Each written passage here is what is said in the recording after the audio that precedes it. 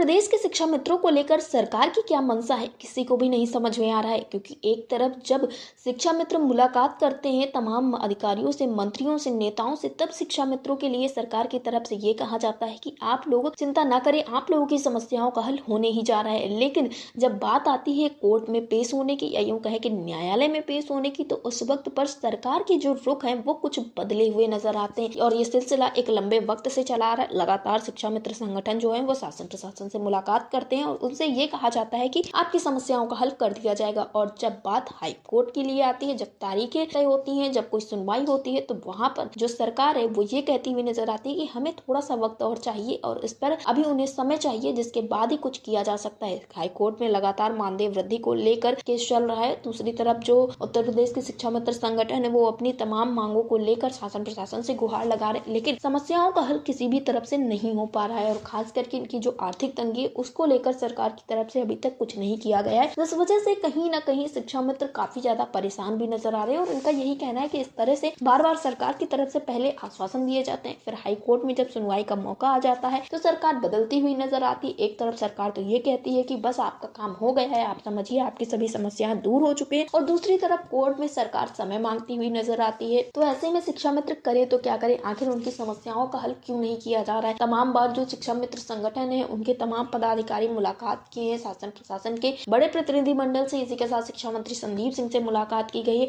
मुख्यमंत्री योगी आदित्यनाथ से लगातार मुलाकात करने का प्रयास किया जा रहा है। और इस वक्त पर मुख्यमंत्री योगी आदित्यनाथ का एक कुछ दिवसीय कार्यक्रम भी था जिसमें वो दौरे पे थे। यहाँ पर भी हर एक शिक्षा मित्र संगठन के द्वारा प्रयास किया गया कि मुख्यमंत्री योगी आदित्यनाथ से मुलाकात की जाए और अपनी मांगों को लेकर शासन प्रशासन से गुहार लगाई जाए। मुख्यमंत्री योगी आदित्यनाथ से स्वयं मिलकर इस बात पर अपील की जाए कि अब उनके मानदेय में वृद्धि कर दी जाए। लेकिन सारी चीजें वैसी की वैसी ही हो रही है, चाहे जितनी भी मुलाकातें हो जाए, चाहे जितनी भी वार्ताएं हो जाए, लेकिन शिक्षा मित्रों की मानदेय वृद्धि की समस्या जो है वो हल होने का नाम नहीं ले रही है। अगर सरकार मानदेय वृद्धि नहीं कर रही है तो कम से कम नियमितीकरण को लेकर ही कोई कदम उठा ले। लेकिन जो दो मुख्य मुद्दे हैं शिक्षा मित्रों के, एक तो नियमितीकरण, दूसरा सम्मानजनक मानदेय, इन दोनों को लेकर सरकार एकदम चुप्पी साधे हुए नजर आती है। जबकि इनकी जो अन्य समस्या है उसको लेकर तो सरकार फिर भी कुछ ना कुछ करती हुई नजर आ रही है, लेकिन जो इनकी मुख्य समस्या है उसको लेकर सरकार ने अभी तक कोई कदम नहीं उठाया, जिस वजह से शिक्षा मित्रों के बीच में कहीं ना कहीं नाराजगी भी दिखाई दे रही है। लेकिन यहाँ पर शिक्षा मित्रों का यही कहना है कि हमें इसी सरकार से पाना है, तो हम सरकार से ज्यादा देर तक नाराज भी नहीं रखते हैं। हमारे पास सिर्फ एक रास्ता है, शासन प्रशासन की पैरवी करना, सरकार से बार बार अपील करना और मुख्यमंत्री योगी आदित्यनाथ से मुलाकात करने का प्रयास करना। एक न एक दिन तो उनकी समस्याओं का हल जरूर हो जाएगा। और इसी तरह से उत्तर प्रदेश के शिक्षा मित्रों का जो जीवन है वो आशाओं के साथ कट रहा है, उम्मीदों के साथ। हर एक दिन शिक्षा मित्र उठते हैं और सोचते हैं कि आज उनकी समस्याओं के हल के लिए शायद सरकार की तरफ से कोई कदम उठाया जाए।